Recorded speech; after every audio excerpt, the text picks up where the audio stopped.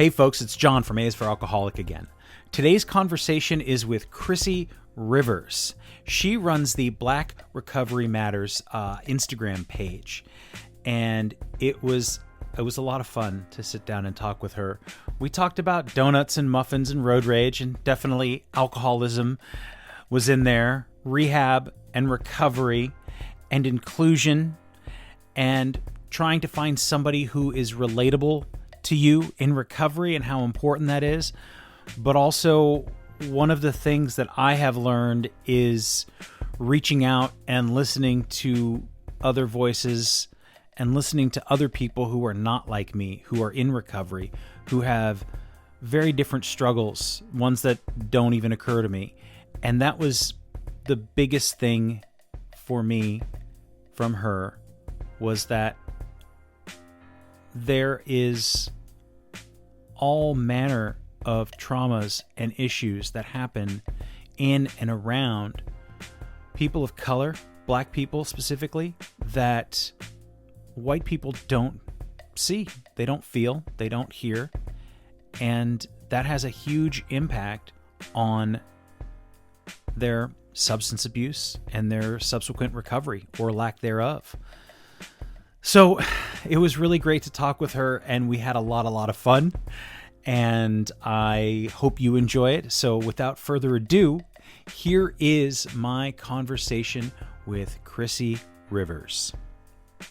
Chrissie, thank you for doing this. I really do appreciate it. I know that everybody's, even in these times, it can be busy and hectic, and we all have we have lives to deal with, Yeah. and so I appreciate you coming on here and sharing your story. You Thanks for know, having me. mhm, one of the first things I always like to ask people is, and I'm curious kind of about the the chronological or the their personal history with alcohol, when the first time that you recognized it, whether it be growing up or in your own life or parents or grandparents. Is there a long history, short history? Where do you remember it first being something that affected you Mm. or that you thought about? My family always drank. Mm-hmm. Um, so basically as long as I can remember, there was alcohol around, like my extended family. My mom was pretty dry for the first years of my life. And so, it was just like I always thought it was just everybody having fun, Mm-hmm.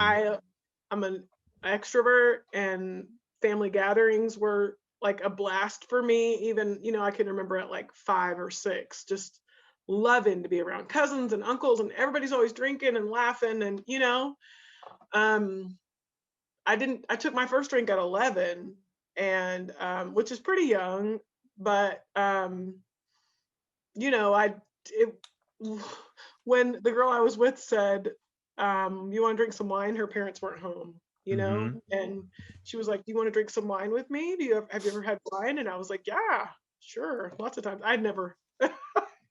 Sure, but you don't want to seem not cool at 11, right? Right. Yeah, I've done this. I do this all the time. Sure. Mm-hmm. Me and my Barbies. And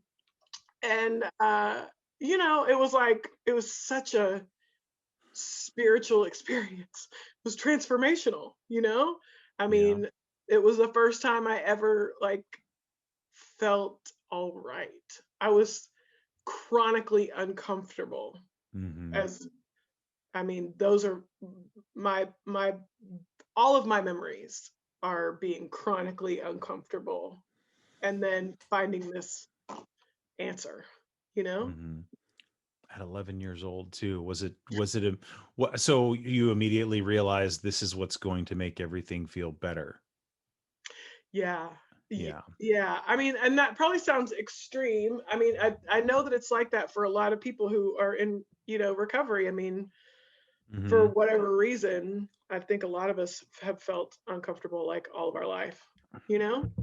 Um, Well, I think it's part, I imagine, and for myself, I feel my brain is wired in a different way, because even now, um, I I find myself thinking alcoholically about other stuff. Mm-hmm. We talk a lot about food on the podcast too, and how I literally cannot. I am almost to the point where I can't have ice cream in the house in the same way that I can't, couldn't have alcohol. And so, things like that. Yeah. So it's definitely something that's wired in my brain for substances that give me that feeling of calm and relief and or excitement and Mm-hmm. fun. Yeah. So at 11 years old, you have your first drunk. Did you get your first hangover then too, or was it Yeah. I mean, I love to talk about this only because I feel like looking back, like in the rear view, it's poignant for me because I had this like spiritual experience and I felt so cool and comfortable and Mhm. fun. And I went home and I told one of my cousins that I was drunk, and we're kids, and this was like, I'm in my 40s now, and so this was like, Nancy Reagan, Dare kind of, stuff was really big, and just say no. And so when I told her I'd been drinking, she immediately went and told on me, like you got to tell somebody that she's in Mhm. trouble. And I mean, I was, still I'm like, you're such a snitch. And I think that's important because I don't remember what the consequences were. Like I know that I would have had consequences for that, but they didn't matter, you Mhm. know, because there was really nothing that was going to stop me from doing that again as soon as I possibly could, you know? Mhm. Um, How soon was that? within a couple of days. Wow. Yeah. So you knew where to find it at 11, even after a Yeah, couple days. It was okay. for sure. I mean, like I said, my whole family is full. Not my mom and my stepdad, but like we were really a close family, and everybody there are little pockets of addiction throughout all of us. Mhm. And I already had friends that were getting into that stuff. I should mention probably that I'm biracial, Mhm. and I'm the oldest of four, and my siblings. So I'm biracial, but my siblings are all white. And my mom, who's white, married a white guy who's not my dad.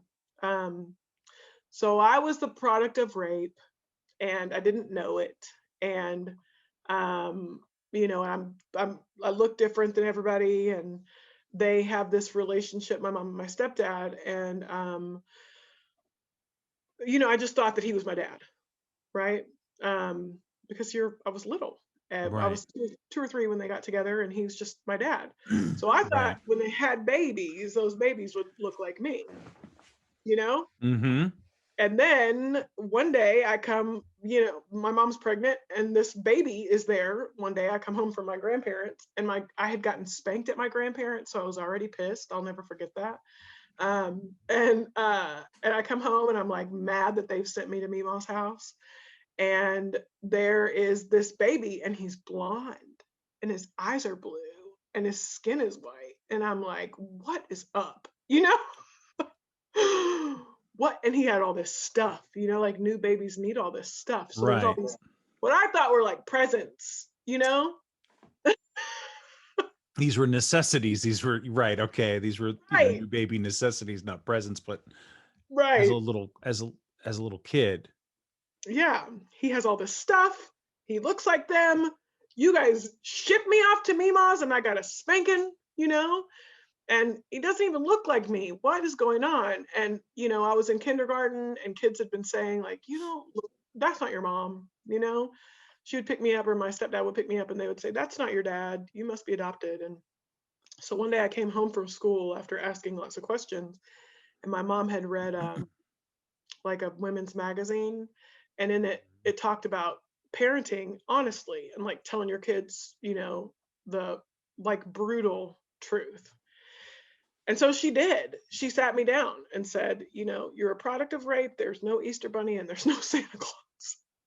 How old? And I was 6. Yeah. It was a tough day, you know? Mhm. And I mean, I was already like really just anxious and uncomfortable before that, but it amped, and so I think I have struggled with mental health issues still today, and I'd been seeing doctors and therapists and whatnot from 9. So by 11, I felt, like I just was already attuned to my discomfort. It had been a focus, you know? So to feel comfortable was a revelation, you Yeah. know? Yes. And I would do anything to continue to feel And so, so at 11, it's off and we know what to do and we have it figured out. You have found the magic elixir and there's no reason not to follow that path, right? yeah. Yeah. Yes. Yes. Um, In my mind, it made everything better. Why would everybody not drink all the time, every day? and how does a child at that age find liquor? I mean, it's just in the house, so it Yeah, I doesn't. mean, but there really wasn't a lot in our house. No, I mean, Right. I would go out to friends' houses. Mm-hmm. Um, I was hanging out a lot of the time with like the smoking kids, you know, and so we made it pretty a big part of our daily kind of routine was, Mm-hmm. hey, I got a little pot, you know, hey, I'll so and so will buy us beer, Right. hey, Yep. my mom's got some of this. If everybody can put in $5 or $10, we'll get some of Mm-hmm. this. So as many days as I could, you know, that's And what I this would is what, do. sixth grade? This is junior high, Yeah, yeah. high school. I mean, this just Hmm. continues on. Yeah, yeah. I was in treatment for the first time in 8th grade. Um, What was that and like? uh don't laugh at me, but it was kind of awesome. Okay. Well, I mean, that's good to hear. Yeah. Well, wait, that's not true. The first place that I was shocking and startling, and I was there for a really short amount of time. And it was more for like mental health. My family didn't Mm-hmm. know that I was drinking like that. They just knew something was like way off the rails wrong, you know? Mm-hmm. Um, and my first day there was a guy who got like locked up. He was losing his mind, and like my mom had said, we're going to the doctor, and and so I'm like, okay, I didn't realize she packed a bag for me. And then we get there, and I'm getting checked in, and I'm scared. I remember not being mad, but like really afraid, because I didn't know what this really meant. And as I'm getting checked in and like settled at the nurses station, there's a guy who's losing his mind, and there are people in white coats like pinning him down to a ping pong table, you know? And it was like, what is this going to be? So that was terrible, and I was only there for a few weeks. But a few, like, maybe, I don't know, sometime in that same year, it feels like it was maybe just a couple months later, I went to a long-term treatment. um, and I made a lot of friends there. I only think that that's important because um, during I ended up in treatment maybe 3 or 4 times before my um, before I was an adult. Mm-hmm. And at none of those, there wasn't one of those times where I thought I'm gonna stay sober. That you know, They felt like summer camps or sort of it was yeah, comfy, cozy, and I guess we'll just do this for a little while until they let me go. And exactly. Yeah, I met a boy in the second one, and we, would like make out by the washers and dryers when we could sneak around, and I mean, it was just a lot of fun, that one. mm-hmm. um but I never would have called drinking or drugging again. I mean, I have a lot of drugs in my past too, and I never would have called any of that relapse, I guess is what I mean, Mm-hmm. because it wasn't, I had no intentions of not drinking or getting high, you Sure. know Yeah, this is just the it becomes part of the experience, part of the well, this is just the cost for doing the thing that I do, and you kind of this is the acceptable whatever supposed punishment for continuing to do the thing that I'm going to do anyway. Yes, And like, then that's the I'll just go through the motions, and then I'll be back to doing what I want to do. exactly. That's exactly it. That's exactly it. I got to check this box for the people that care about me, Right. Make them And feel good, do it for mom and dad and teachers. yes. Yeah. Yeah. And therapy's kind of cool. Like I'll talk about how I hate everybody and everybody sucks, and that's Yeah. fine. What a release. All this attention, I feel like that, that plays into it too sometimes, is that you're like, "Oh, all these people care about me. This is great." And then when it's all gone, then I'll go back to drinking. And so this you said that you did this several times. Now, is this within, as before you were an adult? So this was Yeah, in junior high and high school? You go in and yeah, out of these treatment centers? yeah. Before I was 15, because at 15 my parents divorced, and they ended up having three kids together, and me. They separated, and at that point, my mom, who had really she'd been super dry when I was a kid. She was like Mhm. the sibling of her five that didn't really drink or use drugs or anything. But their marriage had gotten really chaotic, and suddenly she was like off to the races. And my stepdad took his kids. We live in Texas, and he took them to Florida, and I was older than all of them, and it rocked her in a way that she's never been the same since, to lose her children. Mhm. So she kind of slid off the deep end, and we ended up homeless, and then she went her separate way and I went mine. And so there was a couple of years in there where I did a lot of couch surfing and a little bit of sleeping outside and stayed in some shelters and stuff like that. And the whole time, like, I'm nursing this habit, and also just trying to survive and sometimes go to school.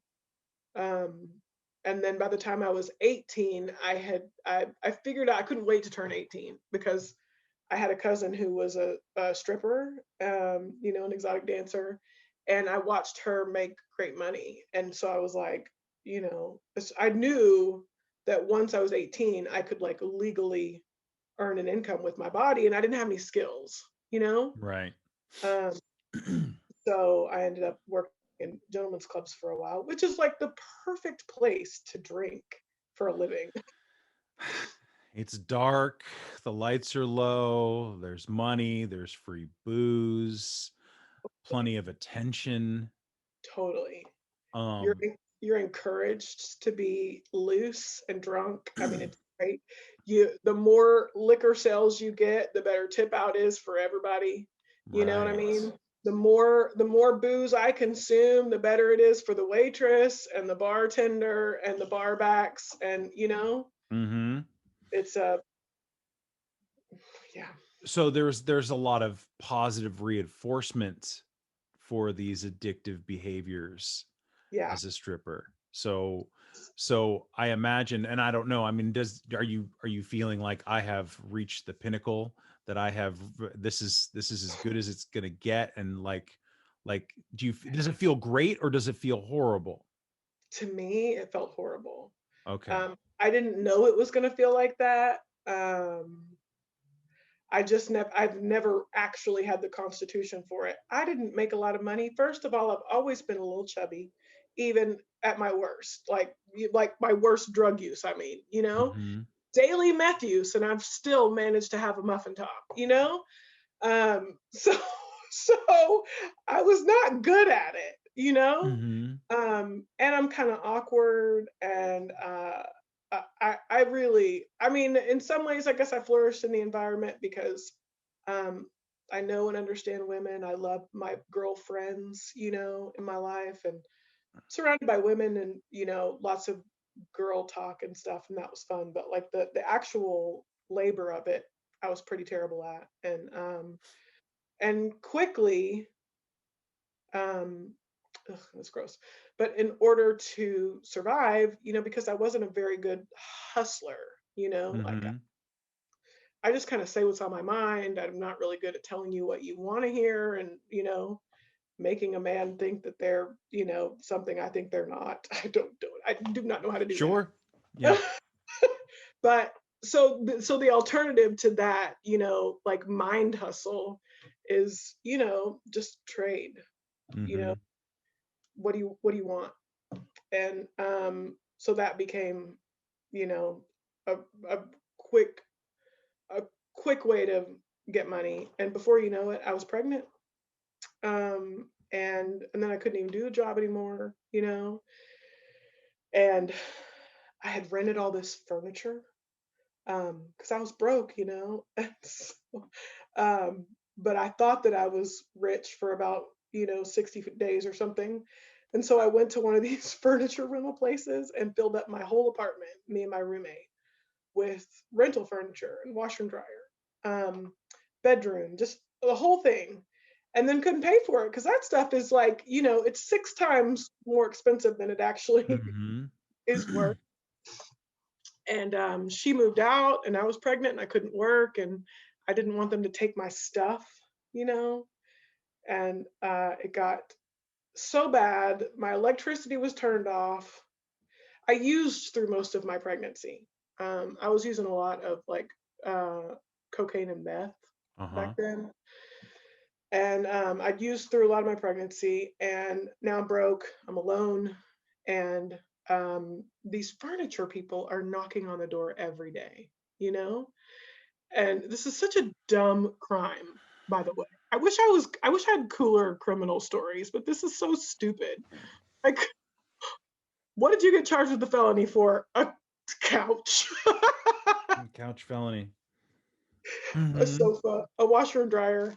But yeah, these people are knocking on my door. They bring the sheriff eventually and haul me out of there. I didn't have any power. I'm pregnant, and I'm going to jail for theft of rental furniture, and it's felony charges. So um, at that point, my aunt bailed me out of jail, and I went and stayed with her for a while, and I had my son living with her, and that was really the first time in my life where there was some intentionality about not not using or drinking, you know? I mean, I just loved him so much. I was so infatuated with him. And Mm-hmm. I wanted to be more than I felt like I'd been given. And I knew I couldn't continue to drink and use and be that way. So it was like I just stopped because I had the right motive, or I had just enough to live for that it was like I'm going to be better now. Right. There was a purpose, albeit external, for Yeah. staying sober. Yes. Okay. That absolutely. And that really became confusing when I finally got sober. Like when I was practicing a program, like a 12-step program, and I had a Mm-hmm. sponsor and was trying to admit this powerlessness, because I would look back at those first few years of my son's life like, well, I mean, we say we don't have any control over it. For a while I had control. I went from like having zero control since day one to suddenly like, no thanks, or I've Mm-hmm. had enough. And I'll never really have an explanation for why loving him so much was enough for a while, you know? And then it just wasn't anymore. It was like one day I took some pills that somebody gave me, some, hydrocodone or something. And I had been kind of taking them, here and there. This woman would give them to me occasionally, and a friend. And then it was like, I can't even remember the day, but there was just a point where I had no control anymore. And I never was able to regain it from that point on, you know? And how long did that go on for? I don't, 7 or 8 years. Um, and the last year or two, it was like every day. I talked about like not wanting to stop when I was younger, and Mm-hmm. the last year or two, I don't know if it was like this for you, but it was like I wanted so badly to stop, you know? And and so I would negotiate with myself. Tomorrow's going to be different, you know? Tomorrow I'm not going to drink like this. Tomorrow I'm not going to smoke this stuff, you know? I got to get through what I've got, you know? Let me smoke this.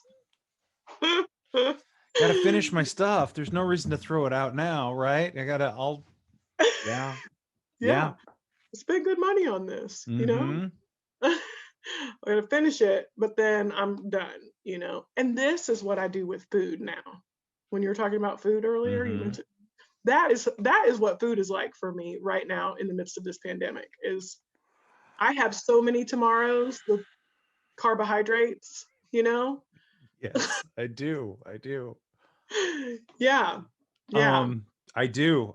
Mine is yeah, it's sugar all the way. And so if it comes in the house and I'll be like watching myself buy these things, knowing that I don't really that I'm only gonna eat them all at once or within a day or two, and then it's all going to be gone. And I know better, and I know exactly what this is and why I'm doing it, and I can't stop myself. And then I'm there and I'm like, well, now I'm sick, and well, but I can't throw it away because it's not garbage because I paid good money for it.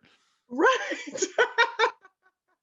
And it's absolutely preposterous because it's just garbage and it's just trash that I dragged into the house because my brain is wired to look for some sort of excitement or pleasure or comfort or relief or It's true. release or any of Yes. that. And so I'm like, okay, well, stop it. You're not even hungry. Well, the hunger never stopped you before. So yes, yes. So I completely understand um Yeah.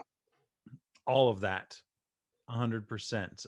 Yes, it's exactly the same. It's so frustrating because I feel caught in this Mhm. sick cycle that's making me unhappy, you know? And yet I'm like, what is the solution for this? It's almost like because it's a different solution or it's a different addiction. Mhm. It feels to me like the solution is different, but it's not. It's not.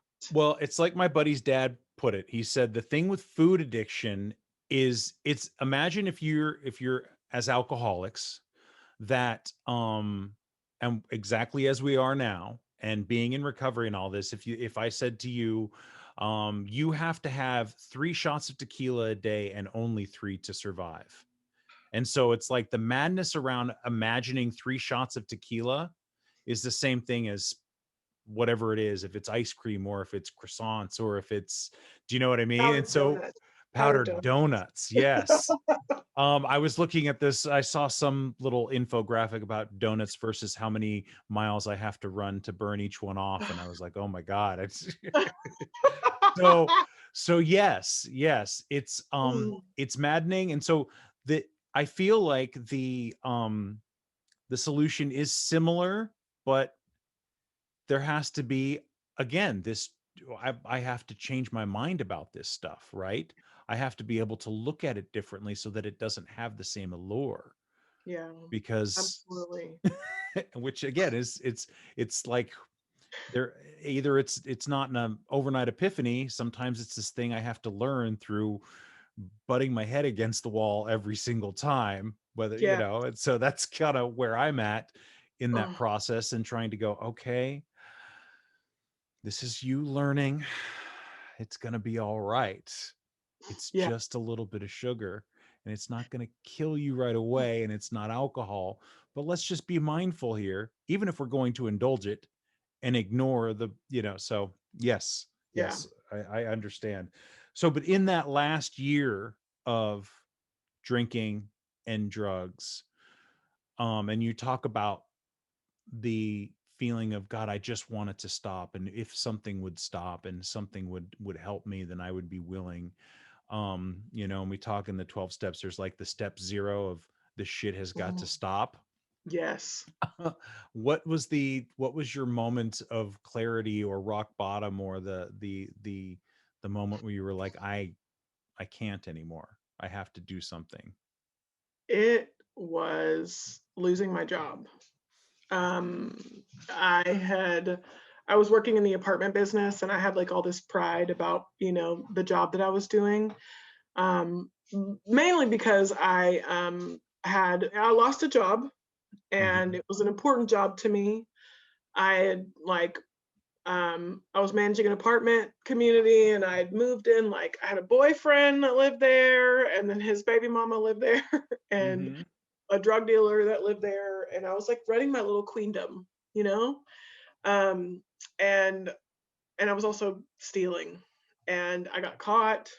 Um it was funding my habit, you know, and I got caught, I got fired, and I was about to be evicted. And my son was 7 or 8, I guess, 8 or 9. And I had this drug dealer who I'd moved in at like a few buildings down. And so I'm out of work. We're about to be evicted, and my aunt has just told me like you have a problem. I had this really heart to heart conversation, where she is like, you are effed up, and if you don't do something about it, I mean, I'm worried that somebody's going to have to like intervene and, with your son because this is dangerous and scary. Mhm. Um, and so I had that in the back of my head. Well, I went down that same night to my drug dealer's house. I put my son to bed. I went to my dealer's house and I was just going to run down there, and grab something and come back home and smoke it or whatever. And um, I went down there and I just lost track of time. And it was maybe 8 o'clock when I went. And when I was walking home, the sun was coming up. And um, I walked into my house and my son was there and he was bawling like he was, heaving and he had been, you know, um, just clearly crying all night. And I was so devastated, I mean, just looking at him and I'd caused all this pain. So once he got settled back down again, I remember like falling to my knees, and saying, please God help me. Um, and I think that's important to me to talk about just because not for religious reasons or anything like that, but because no one told me to do that, you know? No one said, get down on your knees and pray. That, you know, it's resonates with me because it was just an innate response to pain, you know, to fall to my knees and ask something bigger than me to help me. Mhm. Um, and I ended up going to a treatment center within like the next 48 hours. Um, so don't bark. Um, yeah, I mean, I have some real strong opinions or belief in foxhole prayers, And because what is a foxhole prayer? Like what do you um, like there are no atheists in the foxhole, like in war, in battle, right? Okay, yes, yes. No, nobody's like, please, Coke machine, help me. Please. Mhm. We say in the program a lot. You'll hear people say like that doorknob can be your higher power. Can it? Because you don't fall to your knees and in a foxhole and say, please, doorknob, help Right. me. Right. I knew a guy whose higher power was the ocean, and I love the way he tells the story because he talks about the ocean being big enough when he in his early sobriety, and then after 10 or 12 years, he said, I went back to the coast and he was, standing on the water and he realized that like this is no longer big enough to be my God, you know? Mhm. Um, because I think that you can't put God in a box or an idea or, whatever that Yeah. is fundamental. They I once heard it um described as God is a metaphor, right? A metaphor for what we don't know and we can't say, and we don't have the language for it, so we use the word God, and that's it, right? So we can't. I have no other way of expressing to you what it is that I feel or see or look up to or pray to. So I just say God because I don't have another word. And That's good. yeah, it was it's actually it's from this book called God Sex Comedy, or God Comedy Sex, by this comedian Pete Holmes. And it was, Oh, I love Pete Holmes. yes, so I highly suggest that book. It's got lots of good tidbits in it about that, but that was one of them. So you go to this treatment center, and I assume, I don't want to say obviously, I assume they turn you on to some 12-step program. Yes. And I'd gone to a 12-step program like back when I was a kid and all that Mm-hmm. time, but I actually checked myself out of that treatment center in a fit of rage after a few days because my family didn't come to visit me and I was mad and throwing a fit. And no one was there on visiting day for me. And so I'm like pouting about it, and I'm telling them in a group therapy, whatever, afterward, about how horrible my mom is, all of the ways that she harmed me, and blah, blah, blah, blah, blah. And the counselor's like, well, have you prayed for her? And I was like, pissed, like, what are you saying? Did you hear anything I just said to you? She is evil. And I got up and I just left the place, just walked out of the place. And as I'm walking out of the room, she's like, if you leave here, you're not doing it because you're mad at me. You're doing it so you can go and get high. And so I crossed the street. There are these apartments across the street. I crossed the street. There's a guy sitting in a Cadillac, and he's like smoking a blunt, and playing music with his windows rolled down.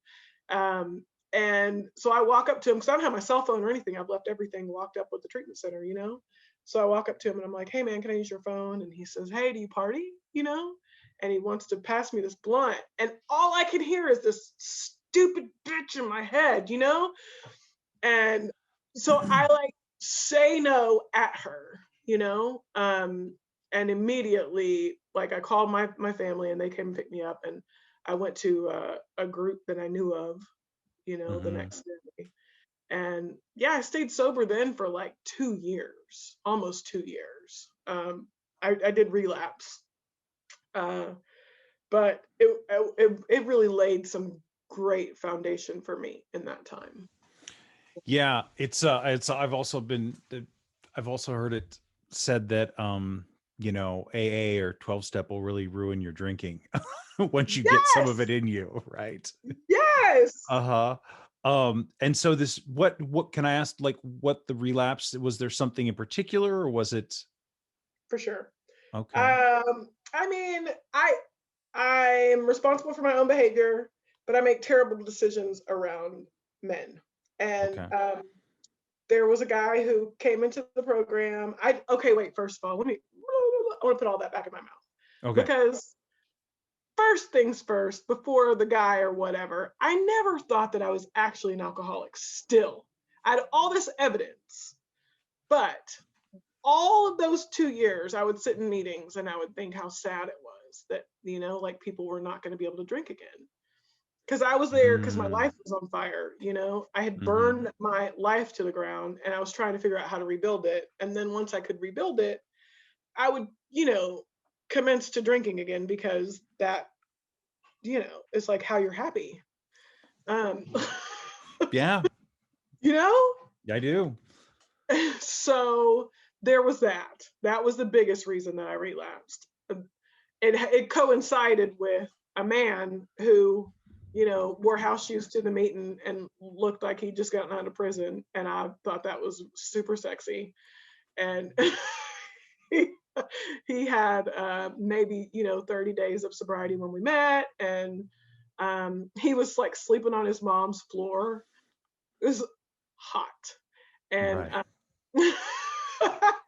so we had this, torrid love affair when his mom was asleep. at his mom's house in the floor. And he was never actually, I don't even know if he was ever actually sober, but he we're together one night. We like got a hotel room, and he was drinking, and I was still sober at that dry at that point. And he goes to hand me a beer, and he's like, just drink it. And I was so enraged with him. And this is like on a Saturday. So Sunday I spend stewing over him. Monday over that incident, like how dare Mm-hmm. you try my sobriety, And then Monday I chair a meeting at my group, a newcomer meeting, and I chaired it like I had the answer for everybody, you know? I just remember talking about like, I maybe pitiful and incomprehensible demoralization, and the four horsemen and things like that, and slamming my hands on the table, telling people this will kill you, And Tuesday morning, I woke up and I called a friend that I had been high with, and by Tuesday night, I was smoking a pipe in my bathroom, and I remember taking a hit of the pipe, sliding down the wall in my bed. I hadn't even taken a drink yet. I'd had no beer, no whiskey, no wine, no nothing. Um, I remember like sliding down the wall in my bathroom about 15 seconds after I'd hit that pipe and thinking, what have I done? You know, what have I done? It was like that is all it took for me to understand the phenomenon of craving. I knew the moment I had lit the match that I couldn't put the fire out, you know? And then I drank for 3 weeks, 3 short weeks. I burned my life to the ground. We got kicked out of where we were living because we were living with sober people. I was, I had taken a bag of dope with me to my job the next day and was using it in the bathroom, you know? Mm-hmm. Um, and the whole time, like, I have all of that program, all that big book stuff in my head, you know? And I'm understanding now, I get why they tell you to go to the bar and try to have a few, see how that works out, there would be days in there where I would just drink and just try to have a drink or two.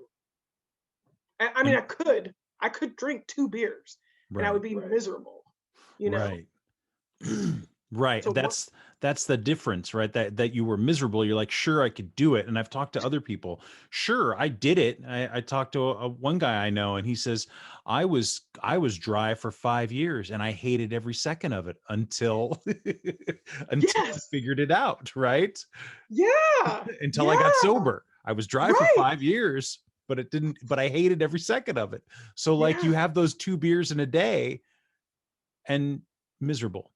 yeah. Why would we do that to ourselves? I cannot comprehend, you know eating. I was gonna say eating 2 donuts.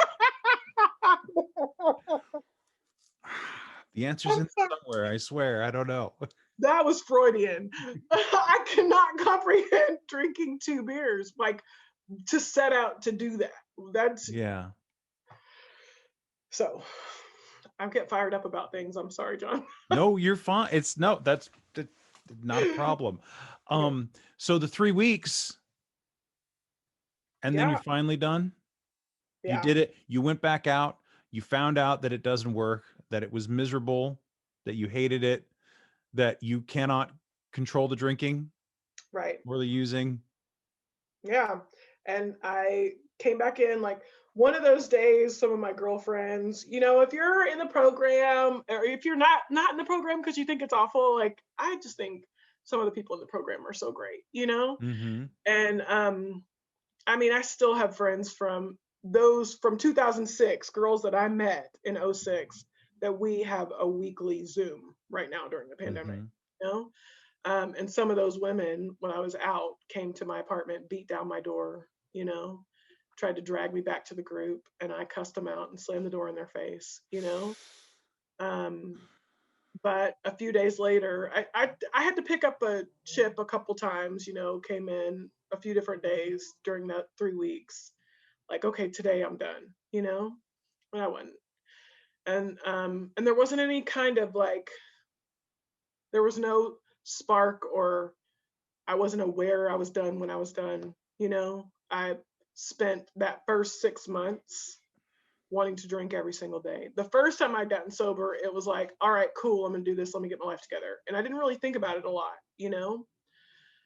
This time I thought about it every day, you know, and I don't really know exactly why that is. I really had to fight it. Um, and I would call my sponsor, and we would just talk all, play the tape all the way through, or okay, you can drink, let's talk about what happens. I mean, you can drink. Go ahead if you need to. Let's talk about what that looks like tomorrow, you know? Right. And so it would just, one excruciatingly slow day at a time. I didn't I didn't drink until I finally um we got to the fifth step. And when I did my inventory with my sponsor, that's really where things changed for me in a dramatic way. Sure. Yeah, when you start to hear yourself say these things out loud to another person, and I was talking to a friend of mine about this, and he doesn't drink, but he's never been through a program. He just kind of quit on his own. It was mostly health reasons and so on and so forth, but he has a lot of issues with being angry and being, and just to have bottling it all up, and things will come up, and people from his past will come up, and he's like, I go through all the meditation and I do the breathing and all this stuff, and I still have this anger. And I said, he said to me, well, no, I get it. I get the philosophy of letting it go. And I said, well, I know you get the philosophy, but here's the application. You have to write it down and you have to share it with Yeah, somebody else. you There's the do. application. And, and it was an epiphany to me to tell him that, to realize like, oh, that's such a huge part of all of this, of all the mess that's in my head, was write it down, find out, especially like what my part is in all of it, and then share it with somebody else. Mhm. Mhm. And, And be willing to hear what they have to say in return, mhm, you right. know? Hopefully you've chosen someone who's, kind and gracious with you, Yeah. but also honest, you Yeah. know? Yeah. Um, and so how long has it been then? How many years do you have at this point? It will be 13 on February 16th. That's awesome. Whoop, whoop. I know, it feels really good.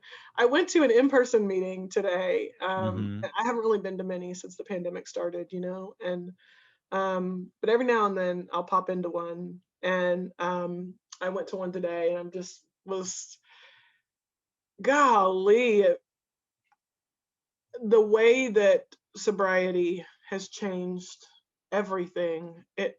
Every time I like stop to think about where I might be, it's like Mm-hmm.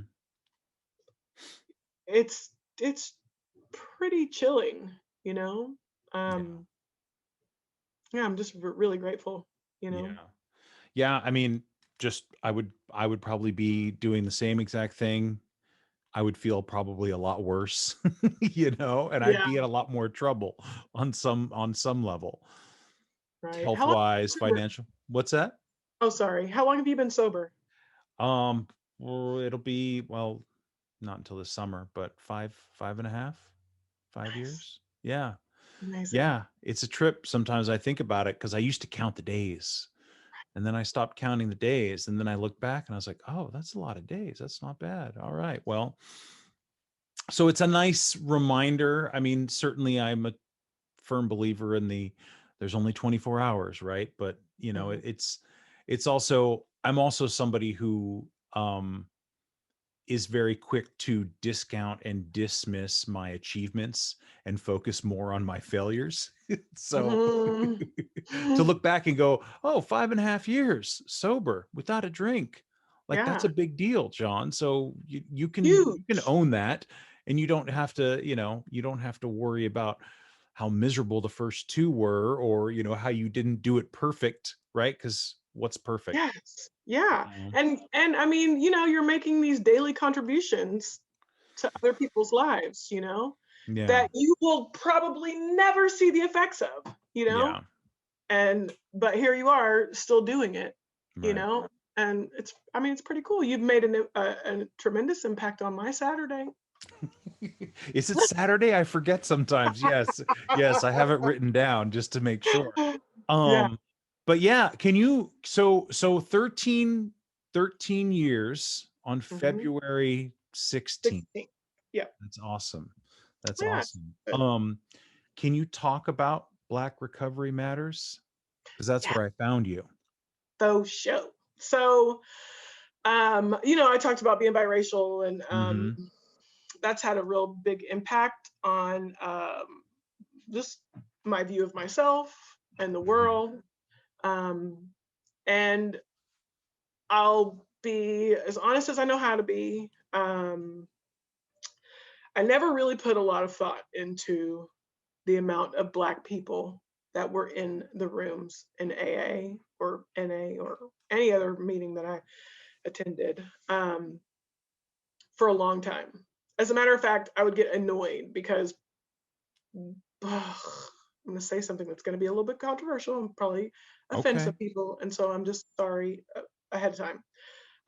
But like, there's this thing that with white people where they see a Black, if I have a white friend who is not aware that this pisses me off, they may see a Black man walk into a room and go, like, he's just like a dude with a heartbeat, but all of a sudden they're like, they think that we ought to be an item because he's Black and I'm Black, you know?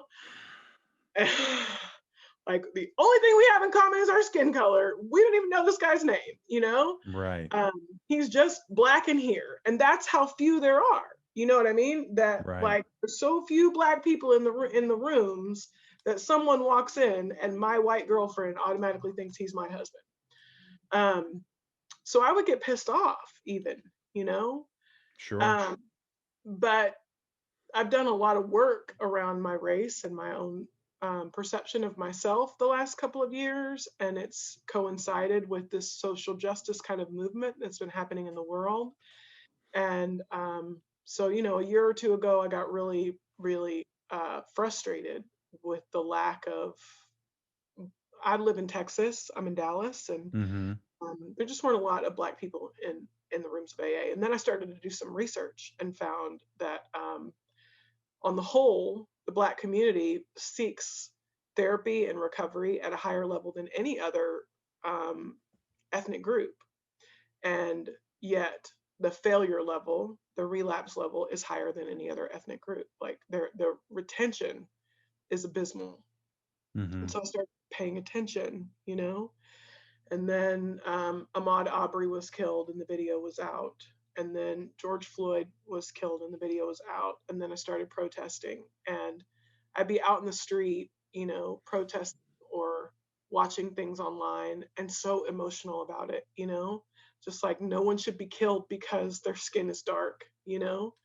Or because, like, my son is 6'1", 250, he's a big dude and with dreads, and he's like, he has the temperament of a rowdy, like, or a docile kitten. Like, he is just a very soft, kind person with a big body and presentation in the world.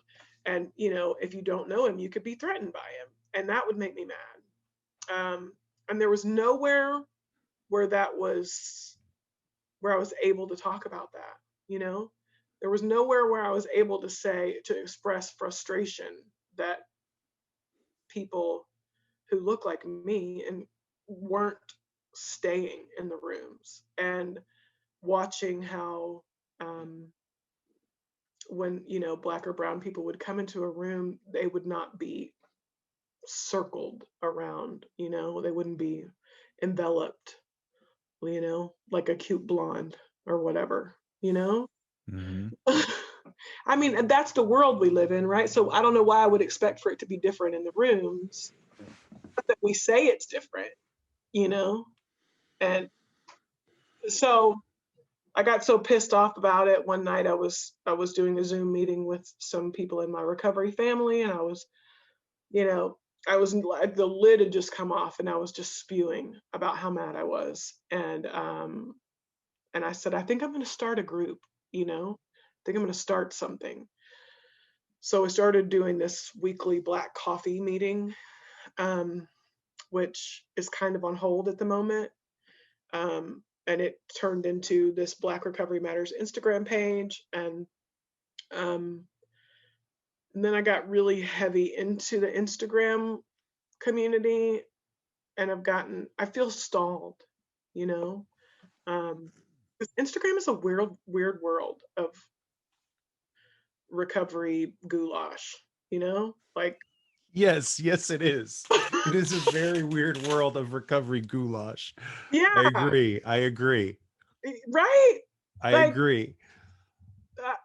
I'm old. I'm 42 years old. I've been sober 13 years. I've been in the program for 15. And so I'm like, don't drink, don't do drugs. That's what sober is. And then there's the whole like, we do mushrooms, or we do Mm-hmm. X and we're sober, and we drop acid and we're sober. And I cannot figure out how to wrap my brain around having a conversation around recovery that speaks to, I guess it's because I'm trying to speak to people and I'm not maybe being as authentic as I could be, actually.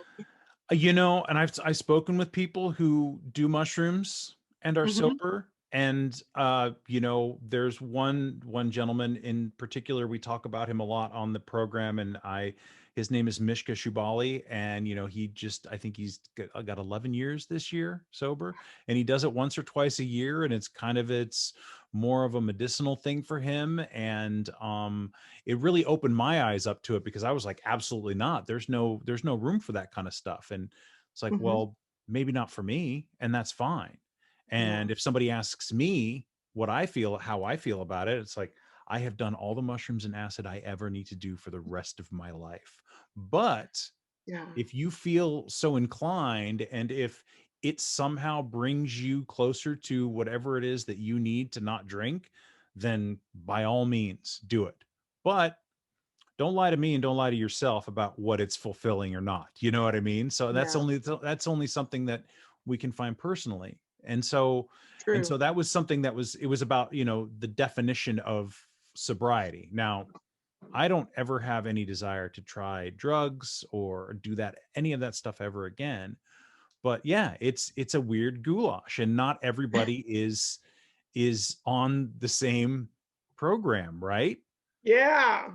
Yeah. And I suppose that's fine, but when I see like your page, and I'm like, oh, okay, yes, this makes sense, and this resonates with me. And I don't know. Yeah, I don't know what to say. I mean, I guess there's different flavors of sobriety. Yeah. I think so. I mean, I have a friend who got sober in the program. She's got tons of followers. Shout out to Lara and Frazier. But she has like this whole thing, about how she left AA. And I mean, it resonates with me. I mean, I freaking get it. I've been so deeply like, I just don't, do I really need this, Mm-hmm. um what's frustrating to me is that I found out that I do. I mean, I do. I hate it, but I get really mad at it. There's so many things wrong in there. People suck. The personalities drive me insane, and there's the dogma that's not supposed to be there. But I have tried to, go months at a time and not, you know, practice, like actively practice the 12 steps. Mm-hmm. And I'm a stark raving lunatic. I'm stark raving sober, you know? Yeah. I mean, I just become like this road raging, muffin eating maniac, you know? Mm-hmm. I do. So I go back to the program. And so I guess I can't reconcile leaving it because of the way I behave when I do, you know? Yeah. Yeah. And that's Uh, me. and it's, yeah, and that's me. There's just something about, I came to realize it was, I need structure. Yeah. Without this, I don't have any structure. And it's totally like I am susceptible to the self will run riot like nobody's business. So I need to not let the self will in, because when I start to let it in, that's when the muffins and the road rage kick in, right? Yeah. Yes. Um, Exactly. but yeah, so Black Recovery Matters, and you said you were doing like a Black coffee group that is on hold, and you said you were feeling stuck or stagnant or Yeah, a little bit. I we stopped doing the meeting because I was having a hard time figuring out where to take it. And Mhm. I think what I keep coming back to is that I got sober in a 12-step program. And so I think anything that I begin is going to have to be a 12-step program. And I Yeah. really had a hard time like um putting my putting a label on that for a while. It was like, let's just talk about what's going on in the world. And that was really great too. Honestly, it was kind of life saving for a couple of months there. Mhm. Um, but man, I got super confused with all of the different messages out there about recovery. And what I've really, I think, ultimately decided is that my version of recovery is 12-step related. It's how I know how to talk about it. You Yeah. know, it's how I stay sane and, maintain some sanity. And so I don't know exactly what's going to happen with the Black Coffee meeting, but Black Recovery Matters has really become I'm trying to get my face off of it, so that it's just about recovery, Mhm. and that I really want to make I think there should be more information out there for Black alcoholics and drug addicts to let them know, that there is recovery out there and you are welcome, and there are ways to meet people where you can do your inventory and you can talk about the trauma that has been inflicted upon you as a result of just the way you look, you know without someone telling you that's not real. Because I think one of the things that drives Black alcoholics and drug addicts out the door, is sometimes having to sit with someone in a conversation who you might tell them something, about your experience that's really affected you deeply racially. And then they'll say, but do you really think that's because you were Black? Yes. I unequivocally know that it's because of my race. And that is not helpful, you know? Um, so stop doing that, y'all. Yes. Yes. I am yes. Yeah, I agree. Stop doing that. Uh, This is fun. This is really fun. Good. Thank Well, yeah, of course, of course. I'm glad that I reached out to you, and I'm glad that you said yes and we could organize this. And I think it's just one of the things. So there's two things with recovery is that I think it's really important for, especially for me, to find somebody that I can relate to, that is relatable, that I can see myself as. And that has been, so important. And when I found my sponsor and when I talk to people, the other part that I don't see as often is inclusion Mhm. and listening to people who are not like me. And that Preach. you know Yeah. and so, Uh-huh. this is the other part of that. For me to get sober, I had to find an old white guy that I wanted to be like, because at Yeah. some point I'm going to be an old white guy. Okay. So I had to Right. find one that worked for me. I'm not Yes. saying that's for everybody, but I found myself only listening to old white guys, Yeah. and I kept hearing the same message Mhm. and the same issues and the same problems and the same solutions. And there's nothing wrong with that. But I and I will continue, but I Mhm. wanted to hear other people who weren't like me, who didn't look like me, who, you know, were Yes. as different from me as is possible, Mhm. because it's Yeah, important. it is important. I mean, that there's so much growth in that, you know? I mean, that I think that's a big part of how we grow is new experiences and sometimes discomfort, you know? I mean, and I think that as a black person, I hate when I try to start speaking for all the black people because that's really not cool. Um, but you know, there's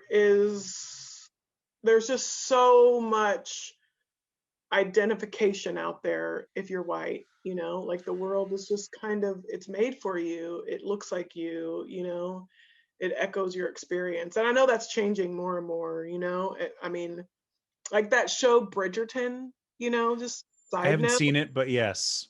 dude, I thought it was going to be so stupid, but it was so great. And to me, for me, it was so Mm-hmm. great because it has all of these black and brown people in it, their characters, and that there's never a conversation about them being black or brown. It's like, what if black or brown people were just like people, and it didn't have to be about if they were black or brown? If there had never been, you know, a Mm-hmm. thing where you were less than to try to overcome, you know, here's what the story could look like. And it's Yeah. cool. It's super dope. Just thinking about, I hope that's what the world looks like, you know, however many years from now. That it's Yeah. not a thing that we think about. You don't have to say how cool we have our first black South Asian female vice president. It's like, you know, it just is a thing. Like, oh wow, she was super qualified. He was super qualified, you know? And there've been so many of these all these different colors that it doesn't matter anymore, you Right. know? Now, is it true that Bridgerton is on Netflix because they wouldn't give Shonda Rhimes a Disney pass? Is that the Yeah. story that I heard? That Yeah, she she quit. asked, she quit, but she was working for what, NBC or ABC or one of those? ABC, I think. Yeah. ABC? ABC. Yeah. Hmm. And they were like, hey, can we get a Disney pass for a family member? Yeah. And they said no, or they said yeah, whatever, and then they tried to use it and it didn't work, and they just Hmm. dismissed her entirely. And so Yeah, she's like, like tried to fuck it, make her I'm pay leaving. for it. Yeah, and she was like, "All right, I'm gonna take all of my $1 million making series to Netflix." Uh-huh. And boom, straight out the gate, the first one is like trending. You know, Yeah. I mean, it's pretty cool. It's pretty Yeah. cool. There's a lot of really cool things happening in the midst of all this Yeah. scary. And one of her other characters, and How to Get Away with Murder. Hmm. And what's the character's name in that show? I don't Oh, remember now. Annalise. Thank you, Annalise. Uh-huh. She's a raging alcoholic, and it She is. is such a drunk. And I'm just like, yeah, warm vodka in the bedstand. Like that was my thing too. Yeah. Was Oh, just and she's so representative of the control freak because she like, uh-huh. I mean, this woman is like murdering people across town, convinced that she is the only one who can save you. You know what I mean? Mm-hmm. Because she has the skill, and if you Right. just did what she thought you should do, everything would have been fine, you know? And Mm-hmm. then it blows up and then she's got to get drunk again. And you know, I'm like, wow, that is a great representation of alcoholism. Mm-hmm. You It know? really is. Mr. If Gibbons. Um, if only you guys would do what I said, you right. know, Everything would everything be would be fine. It's so true. And so I don't know if I don't know if I've watched it recently. I don't know. I think she does sober up for a little while, but not really. And then yeah, like it's always a little something on the side. And I mean yeah, that's so I just want to thank you for coming on the show and for doing what you do. And there's definitely not, I don't want to say not there. There's always room for more inclusion in recovery and sobriety and AA or whatever, brand form or, style suits people. We yeah. definitely, I feel like the more people, the better. and not just the ones that look like me.